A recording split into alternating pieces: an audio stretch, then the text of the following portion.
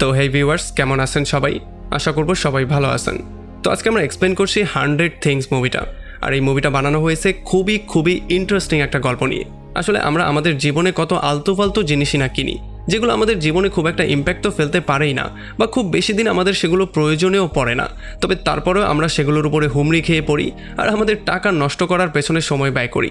তবে এই ট্র্যাপে আমাদের কি করে ফেলা হয় সেই সমস্ত ব্যাপারটাই দেখবো আজকের এই ভিডিওতে। যেমন বুঝতেই পারছেন, ভিডিও হতে যাচ্ছে খুবই ইন্টারেস্টিং। সো এই জন্য আমি বলবো ভিডিওটা শেষ পর্যন্ত দেখার জন্য। তো চলুন কথা না বাড়িয়ে শুরু করি আজকের ভিডিও। তো এই গল্পের শুরুতে আমরা দেখতে পারি দুটা বন্ধুকে, যারা কিনা নিজেদের মধ্যে বাজি ধরেছে যে যদি তারা কোনো কিছু ছাড়া পুরো 100 দিন পার করতে পারে তাহলে তারা বাজিতে $14 মিলিয়ন উইন করবে, মানে 140 কোটি টাকার মতো। তো এরপর আমরা দেখতে পারি একটা লোক তার পরদাদার গল্প শোনাচ্ছিল। আসলে তার পরদাদা এবং তার ওয়াইফের কাছে টোটাল 57টা জিনিস ছিল, যেগুলো কিনা আস্তে আস্তে সবগুলোই গায়েব হয়ে গিয়েছিল। আর এরপর তার দাদা দাদির কাছে টোটাল 200টা জিনিস ছিল, যেগুলো কিনা হিটলারের সময় সমস্ত কিছু গায়েব হয়ে গিয়েছিল। আর এরপর তার বাবা মার কাছে প্রায় 650 মতো জিনিসপত্র ছিল, যেগুলো নিয়ে তারা খুবই হ্যাপি ছিল। তবে যদি বর্তমান সময়ের দিকে আমরা তাকাই তাহলে প্রত্যেকটা মানুষের কাছে প্রায় 10,000-এরও বেশি জিনিসপত্র থাকে। তবে এগুলোতেও মানুষ সন্তুষ্ট হতে পারে না, তারা আরও নতুন জিনিস কেনাকাটার জন্য ব্যস্ত হয়ে পড়ে। জুতা, ঘড়ি, বিভিন্ন লাক্সারিয়াস জিনিসপত্র, এগুলো কেনাতে তো তারা ব্যস্ত হয়ে পড়েই, তাছাড়া নিজেদের মতো লাইফ লিড করার জন্য নানান রকম লাক্সারিয়াস জিনিসের মধ্যে ডুবে যায়। আর তখন এদিকে পল নামের একটা লোককে আমরা দেখতে পারি, যে কিনা তার ঘরের মধ্যে ঘুমাচ্ছিল। তবে হঠাৎই একটা মেয়ের আওয়াজ শুনে সে লাফ দিয়ে উঠে যায়। আসলে এটা কোনো আসল মেয়ের আওয়াজ ছিল না, এটা ছিল একটা ভার্চুয়াল অ্যাসিস্ট্যান্টের আওয়াজ, যেটাকে কিনা পল নিজেই বানিয়েছিল। আসলে পল ছিল একজন ডেভেলপার। আর তখন এই নিচের ফ্লোরে আমরা দেখতে পারি টম নামের আরও একটা লোককে, যে কিনা আসলে পলের বেস্ট ফ্রেন্ড ছিল।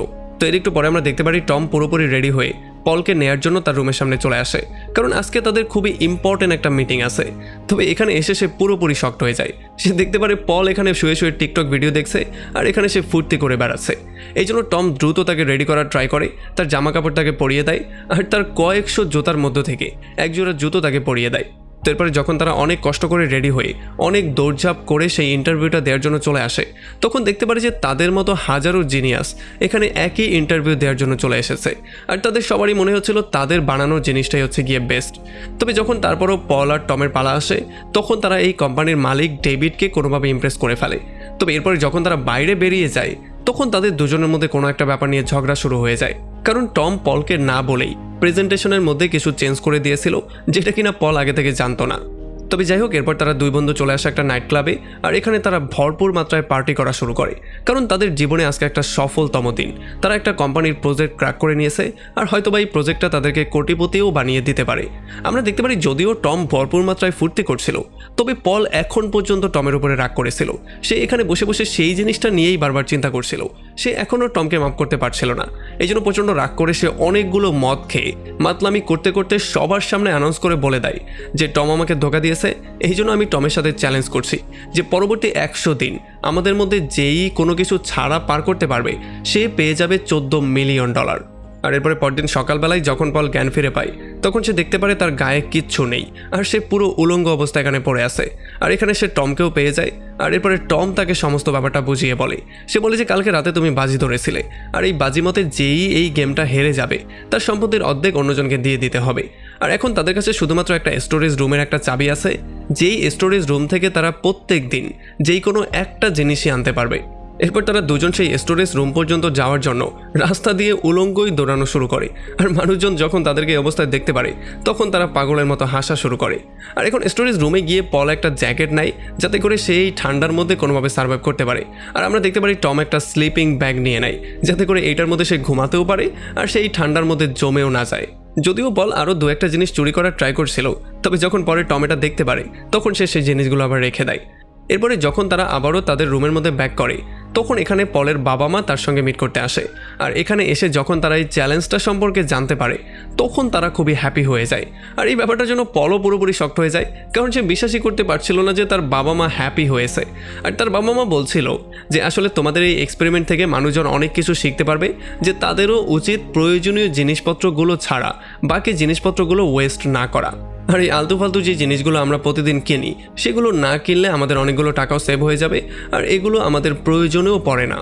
তবে যাই হোক, এমন করে করে পুরো একটা সপ্তাহ পার হয়ে যায়। আর এখন আমরা দেখতে পারি পল আর টমের কাছে কিছু জিনিসপত্র চলে এসেছে, কারণ তারা প্রতিদিন যেহেতু একটা করে জিনিস আনছিল। টম তো সেই সমস্ত জিনিসগুলোই আনছিল যাতে করে তার থাকার ব্যবস্থা খুবই সহজ হয়ে যায়। তবে পল প্রথমেই তার মোবাইলটা নিয়ে এসেছিল যাতে করে সে তার ভার্চুয়াল অ্যাসিস্ট্যান্ট নানার সঙ্গে কথাবার্তা বলতে পারে। তো এরপরে সেদিন রাতের বেলায় যখন তারা আবারও স্টোরেজ রুমে চলে আসে, তখন তারা লুসি নামের একটা মেয়ের সঙ্গে মিট করে। আসলে লুসি তাদের এই বাজেটের কথা শুনতে পেরে খুবই ইন্টারেস্ট ফিল করেছিল, এই জন্য সে এই ব্যাপারটা দেখতে এসেছে যে কোনো জিনিসপত্র ছাড়া তারা কিভাবে বাস করছে। তবে যখন টম তার সঙ্গে কথাবার্তা বলে, তখন সুযোগ পেয়ে সে তাকে ডেটের জন্য প্রপোজও করে দেয়। তবে পল এই ব্যাপারটা বুঝতেই পারছিল না যে এখন আসলে তার সাথে হবেটা কি। সে তো সমস্ত জিনিসপত্রগুলো কালেক্ট করা শুরু করে দিয়েছে, তবে এগুলোতে সে জীবনযাপন করতে পারছে না। আর এদিকে বেচারা টম তার প্রথম ডেটের জন্য কোনো রকম একটা চশমা তো পরে নিয়েছে, তবে সে প্যান্টই পরতে পারেনি, কারণ তার কাছে প্রয়োজনীয় প্যান্টই নেই। তবে এরপরও এই অবস্থায় সে ডেটে চলে যায়। আর সে যেই খাবারটা বানায় সেটাও ছিল খুবই অদ্ভুত একটা খাবার, মানে কোনো লবণ মরিচ ছাড়াই একটা খাবার, যেটা কিনা নর্মালি কোনো মেয়েই পছন্দ করবে না। তবে তবুও তারা এই খাবারটা খেয়ে নিজেদের মধ্যে সুখ দুঃখের আলাপ করা শুরু করে। তবে এরপরে যখন টম তাকে বলে যে খুব শীঘ্রই সে কোটিপতি হতে যাচ্ছে, তখন তো মেয়েটা হাসি থামাতেই পারছিল না, কারণ তারা বসে আছে একটা খালি রুমের মধ্যে যেখানে কিনা একটা বসার চেয়ার পর্যন্ত নেই, আর সেখানে বসে তারা কোটি কোটি টাকার কথাবার্তা বলছে। তবে তারপরও তারা কথাবার্তা কন্টিনিউ করা শুরু করে, আর আস্তে আস্তে করে তারা খুবই ক্লোজই হয়ে যায়। আর যখন তাদের দুইটা দেহ এক হয়ে যেতে শুরু করেছিল, তখনই এখানে পল চলে আসে আর সমস্ত ব্যাপারটাকে মাটি করে দেয়। তবে টমও একটু পরে তাকে ধাক্কা দিয়ে ঘর থেকে বের করে দেয়, আর তার নতুন গার্লফ্রেন্ডের সঙ্গে নতুন করে এনজয় করা শুরু করে। আর পরদিন সকালবেলা পল চলে আসে তার দাদির সঙ্গে মিট করতে, যে কিনা তাকে প্রথম বিশ্বযুদ্ধের গল্প প্রতিদিনই শোনাতো। আর এখানে তার দাদি তাকে বলে যে একটা সময় এমন একটা সময়ও চলে এসেছিল যখন আমাদেরকে একটা স্যুটকেস নিয়েই পালাতে হয়েছিল। আর এই সমস্ত ব্যাপারগুলো শোনার পরে পল এটা ক্লিয়ারলি বুঝতে পারে যে মানুষের খুশি আসলে তার জিনিসপত্রের মধ্যে না, মানুষের খুশি আসলে মানুষের জীবনটাই। তো এমন করে কয়েকটা দিন পার হওয়ার পরে ফাইনালি সেই দিনটা চলে আসে যেই দিন একটা বিশাল বড় কোম্পানির ওনারের সাথে তাদের একটা মিটিং ছিল। আর যখন তারা মিটিং করে তখন ওনার তাদের উপর ইমপ্রেস হয়ে যায়, আর তারা পলের বানানো অ্যাপটাকে কিনতে চায়। তবে তখনই টম এই সুযোগের সদ্ব্যবহার করে অ্যাপের জায়গায় তাকে পুরো কোম্পানিটাই সেল করতে চায়, যেটার জন্য সে 14 মিলিয়ন ইউরো চেয়ে বসে। আর সেই কোম্পানির মালিকও কোনো দামাদামি না করে সোজা এক কথা এটা কিনতে রাজি হয়ে যায়। তবে এরপরে পল আর টমের মধ্যে এই ব্যাপারটা নিয়ে ঝগড়া শুরু হয়ে যায়, কারণ টম পলকে জিজ্ঞেস না করেই, তার সঙ্গে কোনো পরামর্শ না করেই সোজা কোম্পানিটা বিক্রি করার পরামর্শও দিয়ে দিয়েছে, আর কোম্পানিটা একরকম বিক্রিও করে দিয়েছে। তবে টম তার উপরে চিল্লাচিল্লি করে বলে যে দেখো কত ভালো একটা ডিল আমরা পেয়েছি, এত ভালো ডিল আমরা কখনোই পেতাম না, আর এই জন্য আমি তোমার কাছে জিজ্ঞেস করার প্রয়োজন বোধ করিনি। আর দেখতে দেখতে তাদের মধ্যে ঝগড়া এতটাই বেড়ে যায় যে তারা একে অন্যকে চট থাপ্পড় পর্যন্ত মারা শুরু করে। আর এই জন্য প্রচণ্ড রাগ করে তারা তাদের শর্তের প্রাইজ মানিটাই বদলে ফেলে। তারা প্রাইজ মানি হিসেবে পুরো কোম্পানিটাই দিয়ে দেয়। তারা বলে যে এখন যে শর্তটা উইন করবে সে এই পুরো কোম্পানিটা পাবে, মানে পুরো 14 মিলিয়ন ইউরো। আর যখন পরদিন সকালবেলা পল তার দাদির সঙ্গে মিট করতে যায়, তখন সে জানতে পারে তার দাদি এখন হসপিটালে আছে। আর যখন হসপিটাল থেকে সুস্থ হয়ে সে আবারও বাসায় ব্যাক করবে, তখন তার বাবা মা তাকে একটা নার্সিং হোমে পাঠিয়ে দেবে। তবে এটা শোনার পরে তার দাদির জন্য তার খুবই খারাপ লাগে। তবে এরপরে যখন পলের মা তাকে কিছু টাকা দেওয়ার ট্রাই করে, তখন সে তাকে সরাসরি না করে দেয়, কারণ এটা ছিল নিয়মের বিরুদ্ধে। যদিও এখানে তাকে দেখার মতো কেউ ছিল না, তবে তবুও যেহেতু এটা নিয়মের বিরুদ্ধে, এই জন্য সে টাকাগুলো না নিয়েই সেখান থেকে চলে যায়। আর যখন পলের মা এই ব্যাপারটা দেখতে পারে, তখন সে তার উপরে খুবই ইমপ্রেস হয়ে যায়। আর এরপরে যখন পল তার দাদির সঙ্গে মিট করতে হসপিটালে যায়, তখন সে এখানে লুসিকেও দেখতে পারে, যে কিনা একজন থেরাপিস্টের কাছে যাচ্ছিল। আর যখন সে তার সঙ্গে কথাবার্তা বলে, তখন সে জানতে পারে যে লুসি হচ্ছে গিয়ে একজন অ্যাডিক্টেড। তবে তার নেশার কোনো অ্যাডিকশন নেই, তার অ্যাডিকশন হচ্ছে অকাজে জিনিসপত্র কেনা, কোনো কারণ ছাড়াই বিভিন্ন জিনিসপত্র কেনা। আর এরপরে পল একটা ডাস্টবিনের কাছে চলে আসে, যেখান থেকে অনেক কষ্ট করে সে 2টা অ্যাপেল বের করে তার ডিনারের জন্য। তবে তখনই অনেক দামি দামি কিছু গাড়ি তাকে চারপাশ দিয়ে ঘিরে ফেলে, যেখান থেকে সেই কোম্পানির ওনার বেরিয়ে আসে, যে কিনা তার অ্যাপটা কিছুদিন আগেই কেনার ডিল করেছিল। এখানে এই লোকটা পলকে ক্লিয়ারলি বলে দেয় যে আমাদের মাঝখানে যে ডিলটা করছে তাকে মাঝখান থেকে সরিয়ে ফেলো, কারণ আমি কারোর সাথে প্রফিট ভাগ করতে চাই না, আমি সরাসরি তোমার সঙ্গে ডিলটা করতে চাই। আর এটার জন্য সে তাকে একটা চেকও ধরিয়ে দেয়। তবে আসলে পলের মনে হয় যে কোনো একটা প্রবলেম তো এখানে অবশ্যই আছে। আসলে এই লোকটা এই ভার্চুয়াল অ্যাসিস্ট্যান্ট অ্যাপটাকে এই জন্য কিনতে চাচ্ছিল, যাতে করে এইটার সাহায্যে সে মানুষদেরকে দিয়ে সেই সমস্ত জিনিসগুলো কেনাতে পারে যেগুলো তাদের আসলে দরকারই পড়বে না, খুব বেশি একটা প্রয়োজন তাদের লাইফে সেগুলোর হবে না। তবে মজার ব্যাপার, যখন তারা সেই জিনিসগুলো কিনবে, তখন তাদের মনে হবে যে তারাই সেই জিনিসগুলো কিনেছে, কিন্তু তাদেরকে যে ইনফ্লুয়েন্স করা হয়েছে সেই ব্যাপারটা তারা ধারণাতেই আনবে না। আসলে এই ভার্চুয়াল অ্যাসিস্ট্যান্ট অ্যাপটার এইটাই হচ্ছে গিয়ে বিশেষত্ব। তারা বিভিন্ন মানুষের সঙ্গে বিভিন্ন রকম করে বিহেভ করবে, আর বিহেভ করে তাদের বেস্ট ফ্রেন্ডে পরিণত হবে। আর কথাবার্তার ফাঁকের মধ্যে তারা বারবার করে এমন জিনিসপত্র তাদেরকে দেখাবে আর এমন বোঝানোর ট্রাই করবে যে এই জিনিসটা হচ্ছে খুবই ইম্পর্টেন্ট, যে এই জিনিসটা না কিনবে তার জীবনটা তো পুরোপুরি ব্যর্থ হয়ে গিয়েছে, কারণ এইটা হচ্ছে গিয়ে পৃথিবীর শ্রেষ্ঠ জিনিস। আর এরপরে যখন পল আর টম লুসির গ্যারেজে চলে আসে তখন তারা দেখতে পারে লুসির ঘরের সামনে তালা ঝুলছে। আর তখন তারা এই ব্যাপারটা জানতে পারে যে লুসি কয়েক কোটি টাকা দেনার মধ্যে ডুবে আছে। তবে এগুলোর জন্য টম প্রচণ্ড রাগ করে ফেলে, কারণ তার মনে হচ্ছিল হয়তোবা পল ইচ্ছা করে এই কাহিনীটা করেছে। আর এগুলোর জন্য তাদের মধ্যে ঝগড়াও শুরু হয়ে যায়। আসলে আমরা দেখতে পারি যখন থেকে তাদের মধ্যে সেই বাজিটা হয়েছে তখন থেকেই তাদের মধ্যে ঝগড়ার পরিমাণ বেড়েই যাচ্ছিল। যদিও পল টমকে বোঝানোর ট্রাই করছিল, তবে কোনোভাবেই টম এটা বুঝতে পারছিল না। আর তখনই পলের মনে পড়ে যে তার ফোনের মধ্যে তো লুসির নাম্বার আছে, টম চাইলে তাকে কল দিয়ে জিজ্ঞেস করতেই পারে। তবে তখন আবার টম আরও বেশি রাগ করে ফেলে, কারণ এখন সেটা কনফার্ম হয়ে গেছে যে যেহেতু তার ফোনের মধ্যে লুসির নাম্বার আছে তার মানে সেই এই কাজটা ইচ্ছা করে করিয়েছে। আর সে চায় যাতে করে টম পলের ফোনটা ইউজ করে, আর এতে করে বাজিটা টম হেরে যায়। এখন পল এই সমস্ত ব্যাপারগুলোতে প্রচণ্ড বিরক্ত হয়ে গেছে, এই জন্য সে আর এই সমস্ত ব্যাপারগুলোর মধ্যে থাকতেই চায় না। এই জন্য সে বাসায় যাওয়ার সিদ্ধান্ত নেয়। তবে যখনই সে বাসায় চলে যায় তখন সে দেখতে পারে সিঁড়িতে তার মা বসে কান্না করছে। তার মায়ের এমন চেহারা দেখার পরে সে এটা ক্লিয়ারলি বুঝতে পারে যে তার দাদির কোনো একটা কিছু তো অবশ্যই হয়ে গেছে। আর এদিকে টমও লুসিকে খুঁজতে খুঁজতে ফাইনালি তার ঘর পর্যন্তই চলে আসে। আর সে তাকে বলে যে যারা তোমার কাছে টাকা পায় তারা তোমার গ্যারেজের মধ্যে তালা মেরে দিয়েছে, আমি গিয়ে সেখানে তোমাকে চেক করেছিলাম, তখন এটা আমি দেখতে পেয়েছি। আর এইটা শোনার পরে লুসি পাগলের মতো হাসা শুরু করে। সে বলে যে আসলে তাদের থেকে ভাগতে ভাগতে আমি বিরক্ত হয়ে গিয়েছিলাম, এই জন্য বাধ্য হয়েই আমি গ্যারেজটা তাদের কাছে বিক্রি করে দিয়েছি। আর তাছাড়া এখন ডক্টরও আমাকে অসুস্থ ঘোষণা করে দিয়েছে, এই জন্য আমাকে দেখাশোনা করার জন্য প্রত্যেকটা সময় আমার সঙ্গে একজন করে লোক থাকে। তবে টম তাকে বলে যে আমি এইটা বলতে এখানে এসেছিলাম যে এই শর্তটা আমি উইন করে ফেলেছি, তোমার সমস্ত দেনা আমি পূরণ করে দেব। আর এইটা বলে যখন টম তার বাসায় ব্যাক করে তখন সে দেখতে পারে পল তার সমস্ত জিনিসপত্র আবারও ফেরত দিয়ে গেছে। তবে সবচেয়ে মজার ব্যাপার, যখন সে সবার কাছে জিজ্ঞেস করে তখন কেউই এটা বলতে পারছিল না যে কখন পল এসে এগুলো দিয়ে গেল। আর যখন টম পলের বাবার কাছে গিয়ে এটা জিজ্ঞেস করে তখন সে বলে যে হয়তোবা সে কোথায় যেন চলে গিয়েছে, সে আমাকে ক্লিয়ারলি কোনো কিছু বলে যায়নি। আর যখন সে গিয়ে তার মায়ের সঙ্গে কথাবার্তা বলে তখন সে তার দাদির মৃত্যু সম্পর্কে জানতে পারে।